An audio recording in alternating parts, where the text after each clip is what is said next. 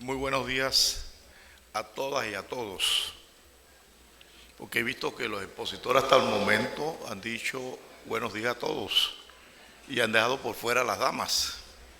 A todos y a todas, buenos días. Para mí es un gran placer estar aquí en Azuero, mi tierra, para compartir con los visitantes nuestras experiencias, con nuestros hermanos de Herrera, que nos queremos muchos. Los herreranos y los santeños nos queremos mucho. Los santeños se casan con los herreranos se casan con la santeña, pero cuando viene el béisbol se acabó. Ellos en su esquina, nosotros en la nuestra. Después del béisbol nos volvemos a querer de nuevo, sobre todo cuando nos encontramos en la capital. Así que un placer estar aquí en la tierra herrerana con nuestros paisanos de Azuero, compartiendo experiencias. La vida muchas veces pone a uno a pruebas. Estando yo de magistrado de la Corte Suprema de Justicia, me llega el magistrado Troyano, que era el presidente de la época. Venía de una reunión con el doctor Ernesto Pérez Valladares y con el presidente del Banco Mundial, y habían llegado a la conclusión que había que hacer un código agrario en la República de Panamá. Había que hacer un código agrario en la República de Panamá para sacar de la pobreza a muchos campesinos del país, a muchos productores nacionales, porque resultaba que titular la tierra llevaba mucho tiempo. Usted hacía una solicitud en la reforma agraria para titular la tierra y salía un juicio de oposición de título, y eso era y es 10, 12, 15 años, y mientras tanto usted, hombre humilde, no era sujeto de crédito porque no había titulado la tierra. Y en este país y en todos los países capitalistas, el que no es sujeto de crédito está sujeto, y valga la redundancia, a vivir en pobreza toda la vida. Porque si usted no es sujeto de crédito, y se lo digo a los abogados jóvenes, la primer deber de usted es convertirse en sujeto de crédito. Cuando usted es sujeto de crédito, usted tiene la banca pública y la banca estatal abierta para pedir préstamos y poder crecer económicamente. Por lo tanto, usted tiene que tener un bien, porque tanto la banca pública como la banca privada le va a pedir una hipoteca. Y si usted no tiene nada que hipotecar, entonces usted no tiene acceso a la banca pública. Y la banca mundial, preocupada no solamente por Panamá, sino también por América Latina, decide en una reunión con el gobierno de la época, hay que acortar los términos de la titulación de la tierra. Y la titulación tardía y un proceso tardío, a veces los que aplicamos la justicia no nos damos cuenta el daño que le hacemos a nuestros compatriotas y al país con la tardanza, en el arte de hacer justicia, con la tardanza. Si usted me secuestra a mí $100,000, son $100,000 que yo no voy a poder invertir en beneficio del país. Y si usted, de los jueces y de los funcionarios que va a trabajar tarde todos los días, usted le está haciendo un gran daño tanto a mí como al país, porque si yo invierto, yo genero empleo, y si yo invierto esos $100,000 genera riqueza. Entonces teníamos un problema con los procesos de titulación de tierra que demoraban 12, 13, 14 años, porque surgían los procesos agrarios y la jurisdicción civil llena de expedientes en materia civil, más la jurisdicción civil era la que veía la jurisdicción agraria. Entonces los procesos agrarios demoraban un mundo. Ese campesino pobre seguía siendo pobre porque lo que tenía eran derechos posesorios, y muy excepcionalmente los derechos posesorios se aceptan como garantía hipotecaria. Entonces me llega el magistrado Troyano y me habla de estas conversaciones que se habían tenido en la presidencia de la República, y me dice: Tito, que es mi apodo, hay que hacer un código agrario, y me asigna a mí esa diligencia. Y está bien que yo venía de ser diputado, legislador como nos llamaban para la época, por 15 años, pero yo nunca había tenido la experiencia en el arte de hacer un código, cómo codificar. Y me asignan a mí como magistrado de la Corte Suprema de Justicia esa encomiable labor, de la cual me siento muy orgulloso, del grupo que cooperó a hacer ese trabajo y del trabajo que hicimos nosotros. ¿Y por qué muy orgulloso? Porque el Código Agrario nuestro ha trascendido los niveles internacionales. Hace días leí en el periódico La Prensa que una comisión de magistrados de México estuvieron aquí en Panamá girando por el país, viendo cómo funciona el Código Agrario de la República de Panamá para imitarlo, para llevarlo a México, y me dije en buena hora por el equipo que hizo ese trabajo en bien del país. Entonces me pusieron a analizar por dónde comienzo. Y me dije, bueno, un par de asistentes de aquí de la Corte Suprema para que nos ayuden, que eran sobre todo civilistas, no eran agraristas. Invitamos a la juez agraria de aquí de Chitré, de Herrera, que en ese tiempo no era juez agraria, era juez civil, al doctor Basso, mi paisano santeño, que era juez también por los lados de Chiriquí. Mandamos una nota al BDA, al MIDA, a Anagán, a los bancos privados que prestan dinero al agro, para abrir un compás de con quién dialogar y compartir experiencia y a ver qué hacemos.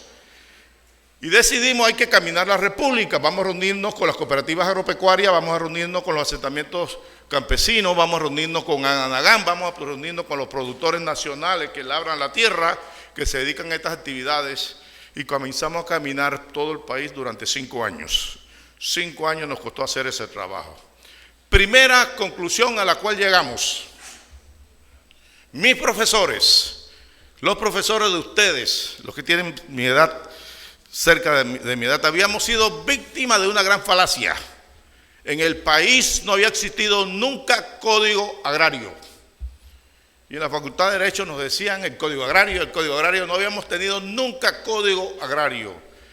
Porque lo que teníamos era una ley de reforma agraria, de adjudicación de tierras, que solamente estaba compuesta por normas sustantivas, las que consagran derechos, pero no habían normas adjetivas, no habían normas procesales, porque el agro lo tendía la jurisdicción civil y lo que teníamos era un proceso civil y no teníamos un proceso agrario. Por ende no habíamos tenido código agrario nunca. Repito, un código agrario se compone de normas sustantivas, las que consagran derechos, y normas adjetivas, las que regulan el proceso.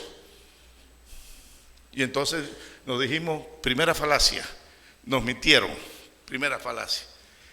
Segundo, nos dijimos, si no acortamos el proceso agrario, nosotros estamos afectando el derecho a alimentos de los panameños, porque si yo estoy obteniendo un título agrario y a mí me presentan un juicio de oposición y ese juicio de oposición me va a durar 12 años, pues lo más seguro es que esa finca se va a convertir en un bosque.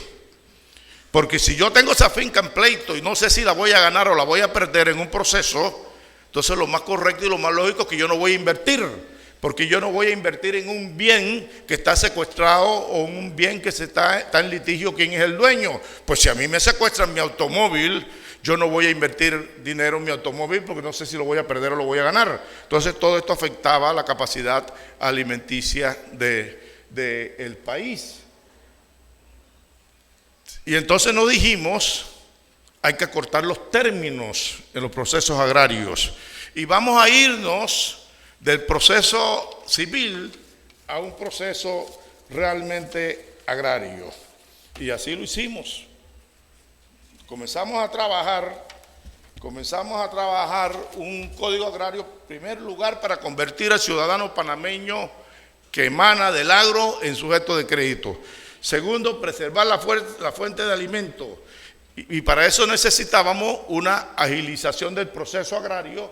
Y si nosotros hacíamos un código agrario con un juez distinto, con un proceso distinto, si llevamos la oralidad al proceso para convertirlo en más rápido, más ágil, lo primero y bajar la cantidad de procesos que había en la jurisdicción civil, pues lo primero que hicimos fue, lograr independencia alimentaria, preservar la fuente de alimentos y agilizar los procesos agrarios.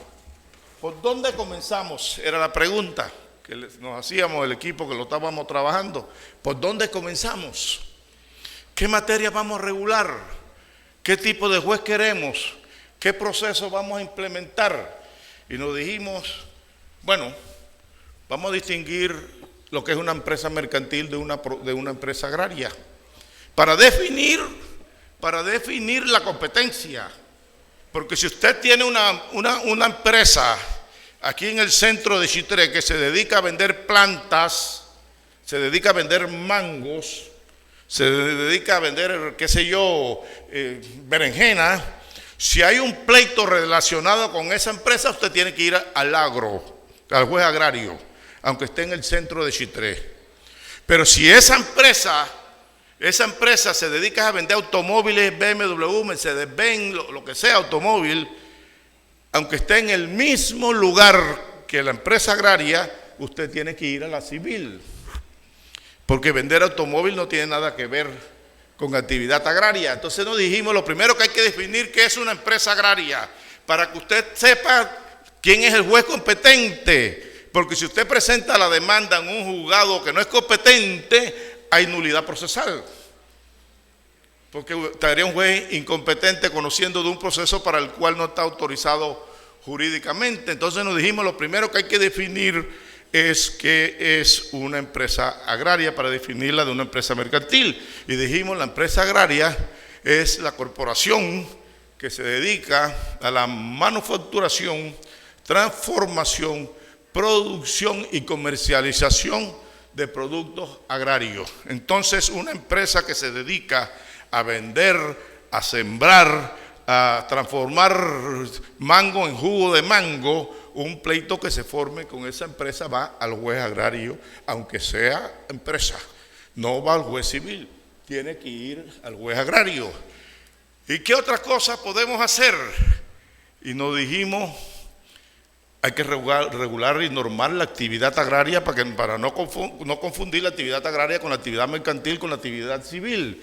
Y dijimos también, definimos en el Código Agrario la actividad agraria.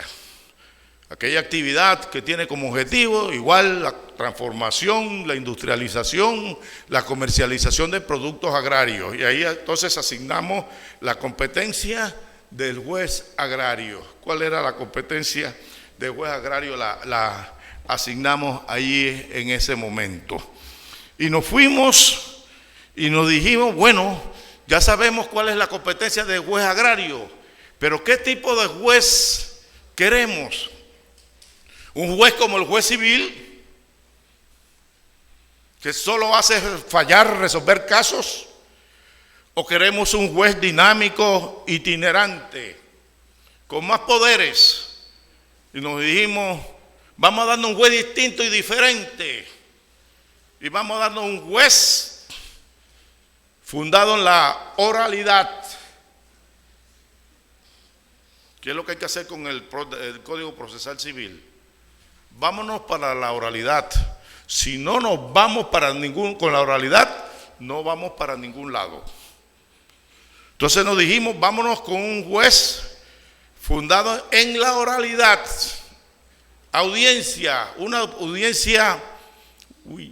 Una audiencia preliminar y una audiencia de fondo.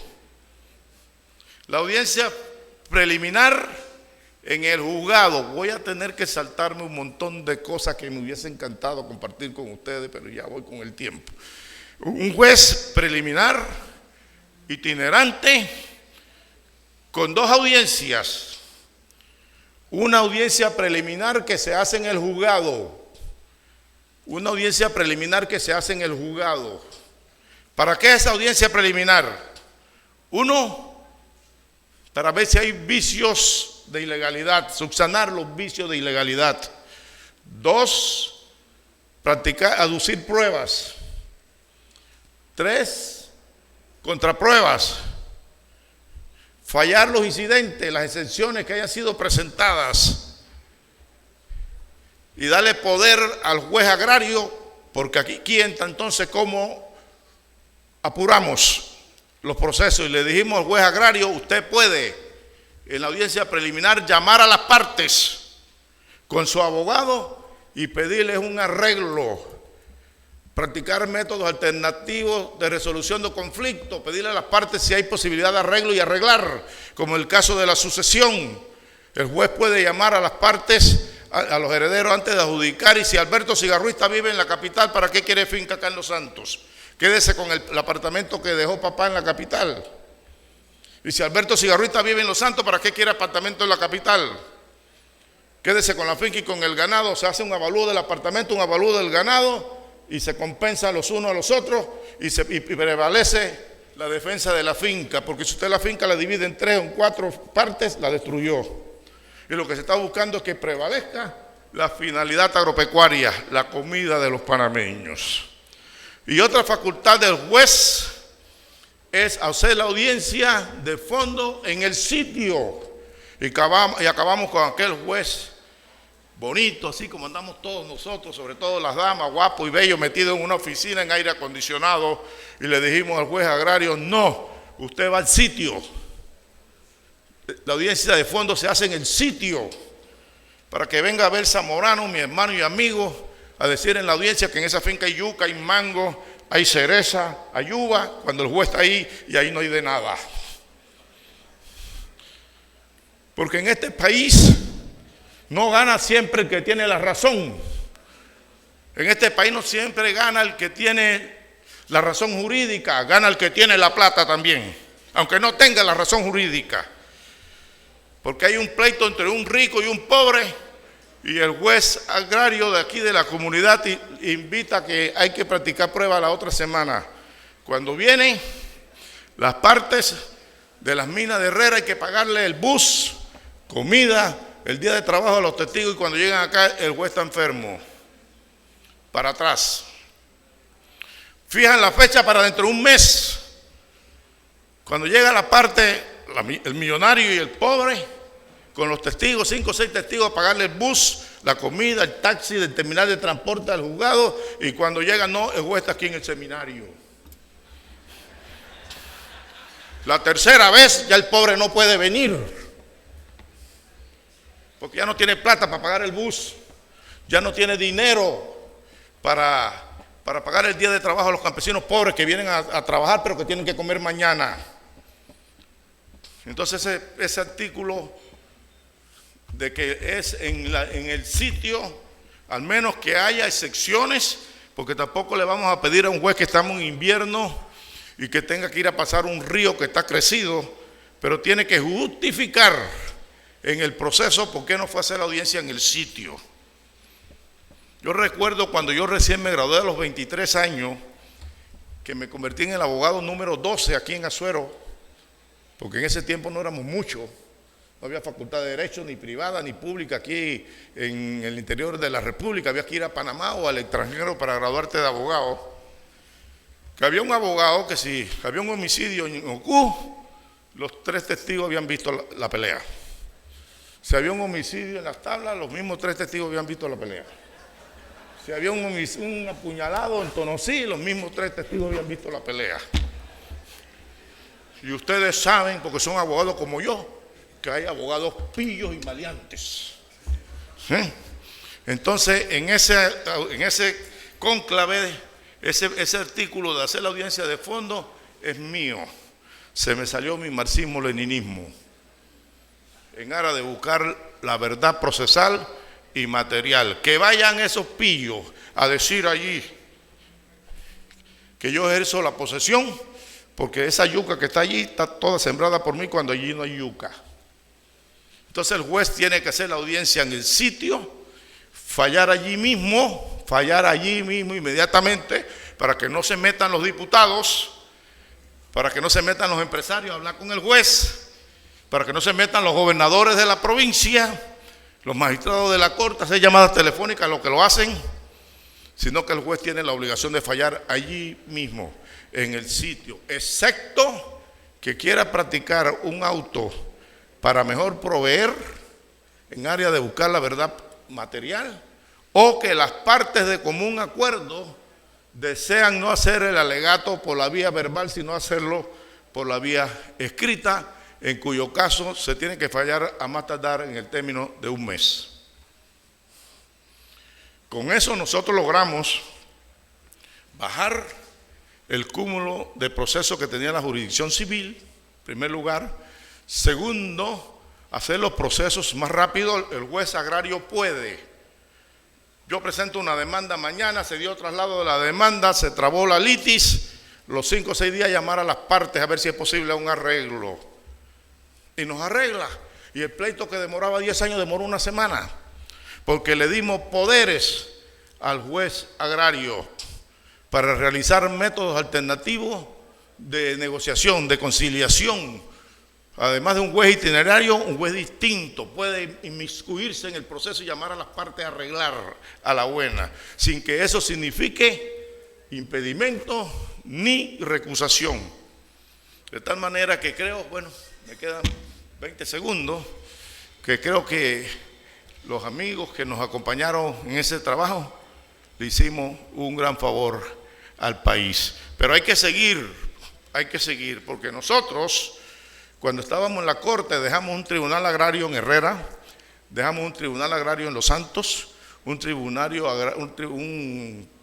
agrario en Bocas del Toro, Coclé, Veragua, Chiriquí, y se apagó la luz. Se quedó Panamá sin juez agrario, se quedó Colón sin juez agrario, y no estoy muy seguro si se ha instalado o no el juez agrario en Darién. Razón por la cual el proceso agrario en estas provincias donde no hay tribunal agrario lo siguen atendiendo los jueces civiles. Pero espero que no son especialistas en la materia, pero espero que lo estén haciendo bajo la aplicación de la norma agraria y que no le estén aplicando a esos procesos que son agrarios el proceso civil, porque estaríamos incurriendo en nulidades procesales. Donde no hay juzgado agrario lo atiende el juez civil, porque hay que proteger la tutela judicial, pero como hay normas especiales para esa materia, puede actuar el juez civil, pero aplicando el ordenamiento jurídico agrario. Espero haber cooperado con la experiencia de ustedes, y les voy a contar algo a los jóvenes que están aquí. Ayer le pregunté a un amigo, tu esposa es abogada, ¿verdad? Dice, sí. Yo no la he visto en el Congreso. Dice, no porque está muy caro. Y yo le dije, ¿y ella no compra cartera? Sí. Y me dice una amiga que estaba así, y compra de 300 para arriba. Experiencia. El conocimiento no tiene precio. Cuando usted tiene conocimiento, usted se convierte en la excepción. Y la única forma de desarrollarse en este mundo es que usted no sea del montón, sino que usted sea la excepción. Porque la excepción trae consigo el respeto de los demás. Y va a tener muchos clientes y va a ocupar muy buenos puestos. Y muchas gracias.